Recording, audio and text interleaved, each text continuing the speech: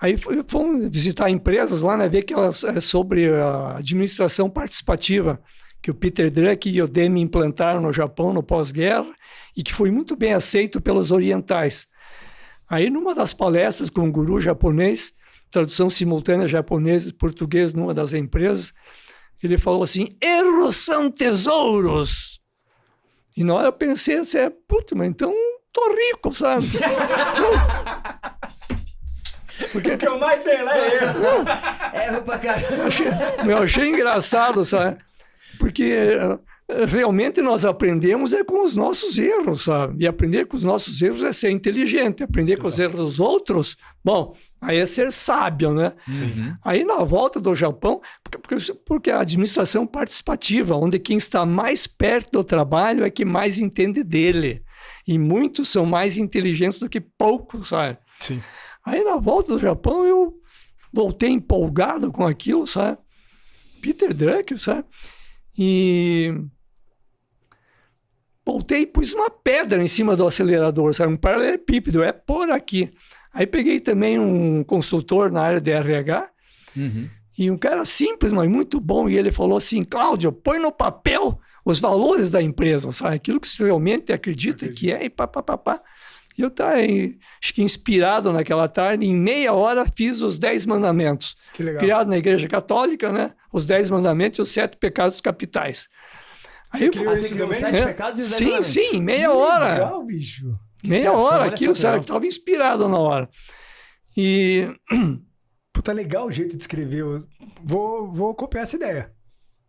Com todo respeito. Né? Mas. não, e aquilo tem por me inspirou. toda a empresa, Não, sabe? é legal você colocar os 7 pecados capitais. Cara, Que é o que nós não aceitamos. então, mas é mais importante o que não aceita do que o aceita, né? O aceitável todo mundo ainda vai, mas o que não aceita é tipo pôr o guardrail. Daqui você não passa. Aqui você não passa. E aí, Tava inspirado. estava inspirado a Sim. fazer aquilo, né? E aí, e são valores muito fortes, sabe? Que nem o terceiro, desobedecer para fazer o melhor. Para aquela época, É, exatamente. me achavam de louco, sabe? Porque hoje tá meio hypado esse jeito de falar Tá sobre na moda, gestão. né? Não, Tá no- Mas, cara, você foi inovador. Quando você pega 88, ainda o chefe batia no funcionário. Os, Sabe, né? Aquela época, anos 60, Sim. que era... os rebeldes, sabe? Hoje são bem-vindos, sabe? Que eles se perguntam, e por que não? Sabe? Olha isso, cara. E porque não é na Pormade não é para fazer o que a Pormade pede, sim o que o colaborador acha que deve ser feito, sabe? Olha. Porque uma empresa visão, de né? sucesso, ela funciona como um organismo vivo, descentralizada. Sabe? Dá um exemplo assim, uma floresta nativa, sabe? Ninguém controla, funciona sozinha. O ecossistema se regula por si próprio. O nosso corpo também não espera ordens do cérebro para mandar um coagulante quando cortamos o dedo. É automático, sabe? Qualquer controle centralizado que exista na natureza só é possível exatamente por conta de redes complexas de controles locais. A Toyota é um exemplo Caralho. da incorporação da essência dos sistemas vivos. Eu posso dizer que a Pormade também, porque todos no piso de fábrica são estrategistas, capazes de tomarem decisões sem tantos memorandos ou reuniões, sabe? Teve até um caso uma vez, que um cliente ligou bravo para a Pormade, Já tá bombando Nossa, já tá aqui. fritando. queria falar com o dono, sabe? E a telefonista, na época, a Maria, faz uns 15 anos atrás, 20 anos atrás, viu que o que o cliente queria, ela tinha condições de resolver.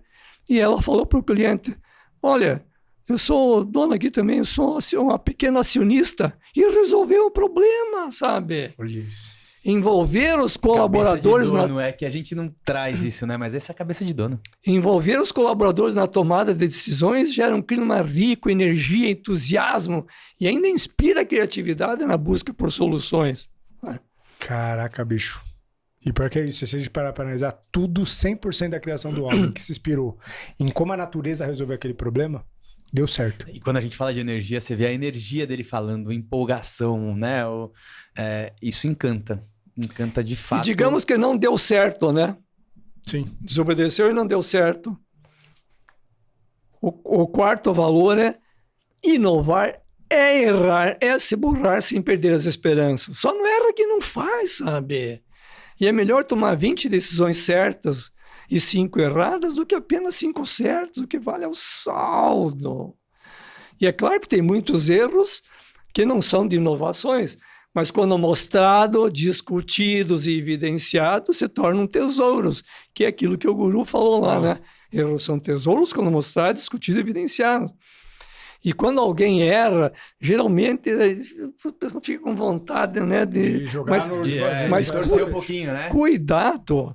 Tem uma frase de Peter Drucker, por exemplo, que ele diz assim: punir por falhas é apenas uma forma de alimentar a mediocridade.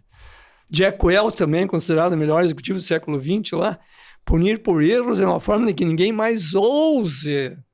Sabe? Caramba, eu queria estar com um caderninho agora, ainda bem que tá gravado para eu poder assistir. Porque isso é uma aula, imagina condensar tudo isso daí. Agora, como que é a aplicação disso no dia a dia? Essa é eu acho que é a dificuldade. É que assim, hoje a tua cultura está muito bem estabelecida. Não. Hoje é interessante que quando uma cultura leva no mínimo 5 a 10 anos. Então, hoje, na verdade, o que a gente já vê é a colheita de um plantio lá atrás. É isso. Vamos lá para trás. É isso, eu queria ir lá para trás. Como que foi quando você falou assim, vamos começar a colocar essa cultura?